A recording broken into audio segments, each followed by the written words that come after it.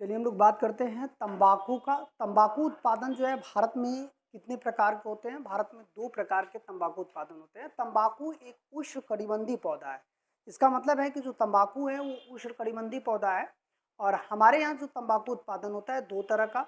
एक होता है निकोटीन टोबैकम, जहाँ पे सिगरेट है, इसके अलावा जो है बेरूथ है, सिगार है, इसका इस्तेमाल होता है। दूसरा निकोटीन रस्टिका होता है। निकोटीन रस्टिका में जैसे खैनी होता है, बीड़ी होता है, इन सब का जो है हुक्का, इन सब का इस्तेमाल जो है यहाँ पे होता है।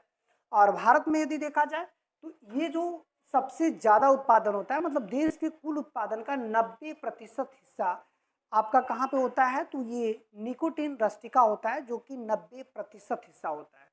इसके अलावा हम लोग ये देखेंगे कि यहाँ पर भारत में जो है तंबाकू के उत्पादन करने वाले राज्य में जो पहला राज्य है, तंबाकू उत्पादन करने वाले राज्य में पहला राज्य कर्नाटक आता है। यहाँ से भी आपके एग्जाम में क्वेश्चन दिया जा सकता है कि पहला राज्य कौन सा है तंबाकू उत्पादन में। इसके अलावा इसका क्रम भी दे सकता है।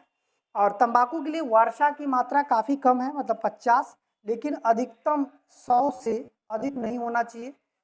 मतलब 50 से जो है अधिक हो और 100 से अधिक न हो, इसी के बीच में तंबाकू को चाहिए, क्योंकि ये उष्णकटिबंधीय पौधा है। थोड़ा सा ये भी ध्यान रखना है, ठीक है। और 15 से 38 सेल्सियस के बीच में तापमान हो और मिट्टी जो है अम्लीय युक्त मिट्टी होती है।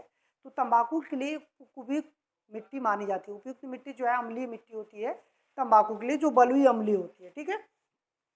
दूसरी बात हम लोग करते हैं रबर। रबर जो है ये किस तरह का पौधा है? तो ये आर्द्र पौधा है, मतलब ये तटीय समुद्र के जलवायु के पास ही पाया जाता है, जो कि आर्द्र जलवायु का पौधा है।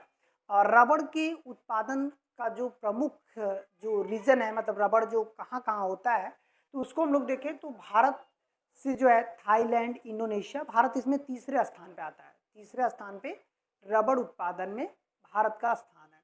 वहीं हम लोग देखें कि यहाँ पर वर्षा की मात्रा लगभग 200 सेंटीमीटर और टेम्परेचर 25 से 35 है। अम्लीय मिट्टी यहाँ पे लैटराइट पाई जाती है। दरअसल क्या होता है कि अम्लीय मिट्टी, लैटराइट का मतलब है कि केरल हो चाहे कर्नाटक हो या तमिलनाडु हो, यहाँ पर ज़्यादातर तमिलनाडु यहाँ पर ज़्यादातर कौन सी मिट्टी पाई जाती है? तो लैटराइट प्रकार की मिट्टी पाई जाती है। ये मिट्टी भीगने पर जो है मुलायम हो जाती है और सूखने पर ईंट के समान हो जाती है। इसका मतलब है कि कौन सी मिट्टी ऐसी है जो भीगने पर और सूखने पर अलग अलग अंतर जो है देती है? तो ये क्या हो जाएगा? यही मिट्टी हो जाएगा जो भीगने और सूखने पर अलग अलग अंतर देती है। क्लियर हो गया? अब देखिए, फिर इसके बाद हम लोग बात करते हैं कि केरल देश का लगभग 92% अकेला, देखिए बहुत बड़ा उत्पादन हो गया रबड़ का, कि 92% अकेला जो उत्पादन करता है वो केरल करता है। और वहीं देखा जाए तो जो रबड़ होता है, जो रबड़ मूल रूप से मतलब एक कैसा पौधा है? तो ये केरल के बाद तमिलनाडु में होता है, कर्नाटक में, वो तो ठीक है। ये तनों से प्राप्त होता है। तनों से रबड़ एक द्रव्य अवस्था में प्राप्त होता है, बल्कि उसमें जो सल्फर डाला जाता है, सल्फर डाल करके उसको क्या कराया जाता है? जमाया जाता है। उसके ठोस करने के लिए सल्फर के साथ साथ मान लीजिए कह दिया सल्फर से इसे जमाने का काम करता है, मतलब सल्फर डाल करके रबड़ को। ऐसे ठोस करने का काम कौन करता है? तो ठोस करने के लिए इसे हम लोग क्या मिलाते हैं? थोड़ा सा कार्बन मिला देंगे। कार्बन की मात्रा जो है इसको क्या करने के लिए होती है? ठोस करने के लिए। जैसे टायरों में रबड़ का इस्तेमाल किसके लिए किया जाता है? तो टायरों में जो रबड़ का इस्तेमाल होता है वो किस में किया जाता है? तो वो किया जाता है आपका कार्बन की मात्रा मिलाकर इसको ठोस किया जाता है। तो ये हो गया हमारा रबड़। रबड़ में आपका उत्पादन भी ध्यान रखना है, केरल अकेला काफी बड़ा रबड़ उत्पादन करता है। अब इसके बाद बात करते हैं आपका चाय। चाय किस तरह का पौधा है? तो चाय उष्ण आर्द्र जलवायु का पौधा है, मतलब उन स्थानों पर यह पाया जाता है जहां वर्षा जो है काफी बड़े मात्रा में होती है। तो अब देखिए, मतलब उसको वर्षा भी ज्यादा चाहिए, अब पानी रुकना भी नहीं चाहिए। उसकी जड़ों तक यदि पानी रुकता है तो श्योर बता रहे हैं कि यहाँ पर जैसे ही जड़ों तक पानी रुकता है तो वहाँ चाय का उत्पादन नहीं होगा, बल्कि चाय की फसल खराब हो जाएगी। तो अब इसमें क्या होता है कि ये ढालुमा स्थानों पर बोया जाता है।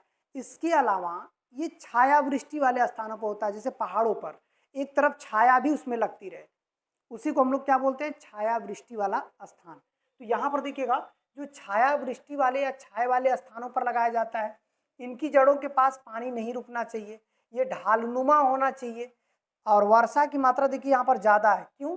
क्योंकि ये आर्द्र जलवायु का पौधा है। जब आर्द्रता ज़्यादा है तो वर्षा तो ज़्यादा चाहिए ना, लेकिन ये पानी रुकना नहीं चाहिए। 24 से 30 सेल्सियस जो है इसके पास टेम्परेचर चाहिए था और भुरभुरी दोमट मिट्टी, जिससे हम लोग अम्लीय की मात्रा ज़्यादा होती है।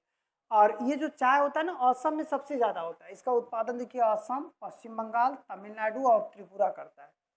तो ये चाय के लिए जो है कह सकते हैं कि यहाँ पर जो चाय के प्रकार हैं वो भी कुछ प्रकार के चाय भी पाए जाते हैं भारत में। इसका मतलब है कि सबसे उन्नत किस्म का जो चाय होता है, जैसे यदि पूछेगा कि सबसे उन्नत किस्म का चाय कौन सी पाई जाती है, तो सबसे उन्नत किस्म का चाय, उन्नत किस्म की चाय दार्जिलिंग की चाय होती है, की चाय होती है।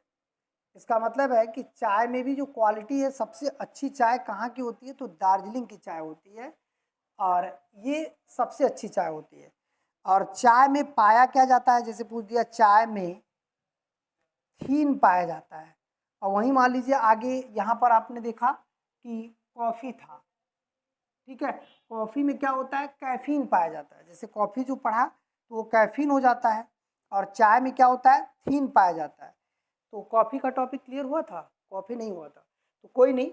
तो चाय में थीन पाया जाता है। इसका मतलब है कि ये थीन जो होता है हमारे शरीर के किस अंग को प्रभावित करता है, चाय में थीन पाया जाता है जो केंद्रीय तंत्रिका तंत्र को प्रभावित करता है। केंद्रीय तंत्रिका तंत्र को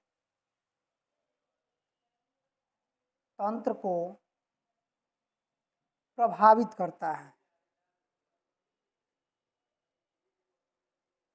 है। इसका मतलब है कि यदि पूछेगा ये किस तंत्र को प्रभावित करता है, तो केंद्रीय तंत्रिका तंत्र को ये प्रभावित करता है।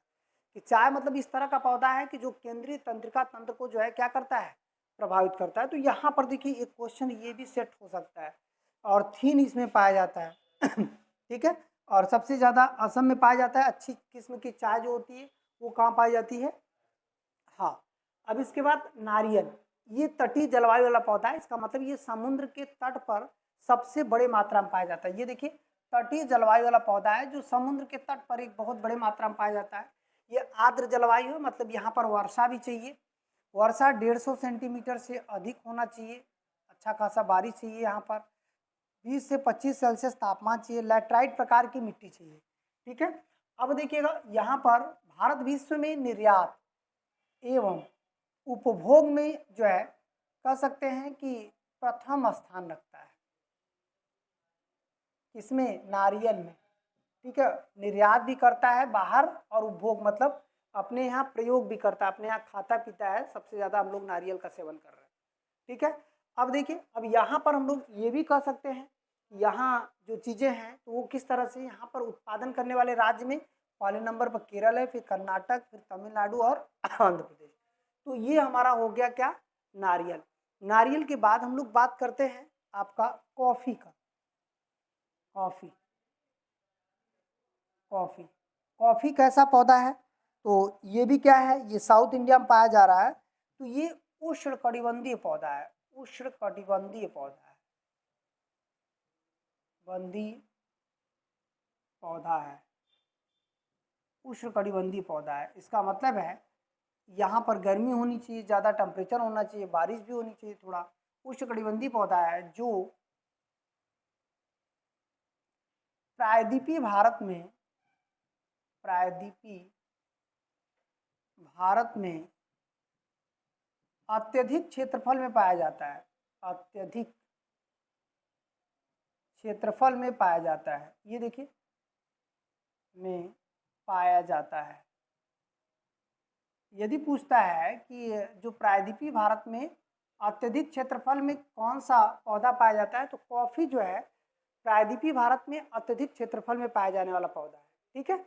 अब इसके बाद हम लोग ये कह सकते हैं कि यहाँ पर यह अत्यधिक क्षेत्र में पाया जाता है। यहाँ पर वर्षा जो होती है अच्छा खासा चाहिए, 150 सेंटीमीटर से अधिक वर्षा कॉफ़ी के लिए चाहिए, क्योंकि पत्तेदार वाली फसल है।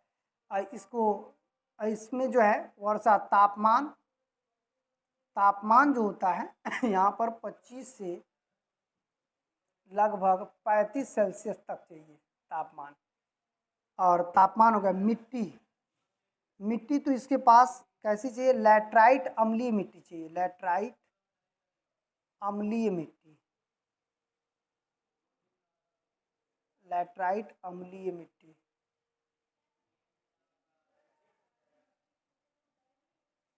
लैटराइट अम्लीय मिट्टी चाहिए। इसका मतलब है कि जो कॉफ़ी है ये लैटराइट अम्लीय मिट्टी में होता है और इसका उत्पादन यदि देखा जाए, कॉफ़ी में पाया क्या जाता है, कैफीन। ये देखिए इसमें कैफीन नामक तत्व पाया जाता है, कैफीन नामक तत्व पाया जाता है, कैफीन नामक तत्व पाया जाता है। यदि पूछेगा कि कॉफ़ी में कौन सा तत्व पाया जाता है तो यहाँ से एग्जाम में क्वेश्चन दे सकता है, कैफीन नामक तत्व जो है कॉफ़ी में पाया जाता है। ये भी क्या करता है, मस्तिष्क के सीएनएस जो हमारा सेंट्रल नर्वस सिस्टम है, इसका मतलब केंद्रीय तंत्रिका तंत्र, उसी को प्रभावित करता है, जो केंद्रीय तंत्रिका तंत्र को प्रभावित करता है, केंद्रीय तंत्रिका तंत्र सीएनएस सेंट्रल नर्वस सिस्टम को प्रभावित करता है, प्रभावित करता है। ठीक है, केंद्रीय तंत्रिका तंत्र को प्रभावित करता है, ये हो गया सीएनएस। अब इसके बाद इसको जो प्रभावित करने का प्रावधान है, इसका मतलब है कि केंद्रीय तंत्रिका तंत्र को ये जो है प्रभावित करता है। यहीं पे रख दीजिए, लाइव चल रहा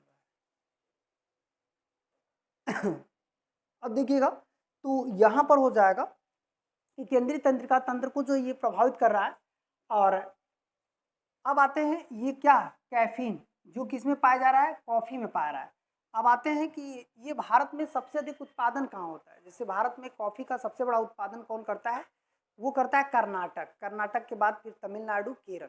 ठीक है, वही साउथ इंडिया ही करता है। ये देखिएगा भारत में कॉफ़ी का सबसे बड़ा उत्पादन, कॉफ़ी का सबसे बड़ा उत्पादन, कॉफ़ी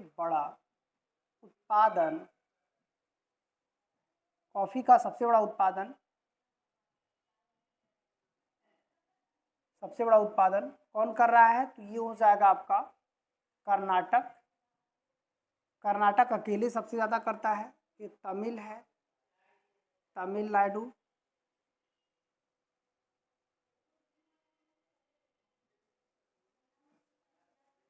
केरल। ये देखिए मुख्य उत्पादन है, मतलब कॉफ़ी के एक बड़े उत्पादक मान सकते हैं हम लोग। कॉफ़ी का एक बड़ा उत्पादक जो कौन कौन है, कर्नाटक, तमिलनाडु और केरल है। ठीक है, और कॉफ़ी किससे प्राप्त होती है, जैसे आपने देखा चाय जो होता है वो अपने पत्तों से प्राप्त होता है ना, जो चाय की खेती होती है तो उसमें जो पत्ते निकलते हैं उससे होता है। कॉफ़ी क्या होता है, वो बीज से प्राप्त होता है। तो कई बार ऐसे भी एग्जाम में क्वेश्चन आया कि कॉफ़ी किससे प्राप्त होता है, ये देखिएगा यह बीज से प्राप्त होता है,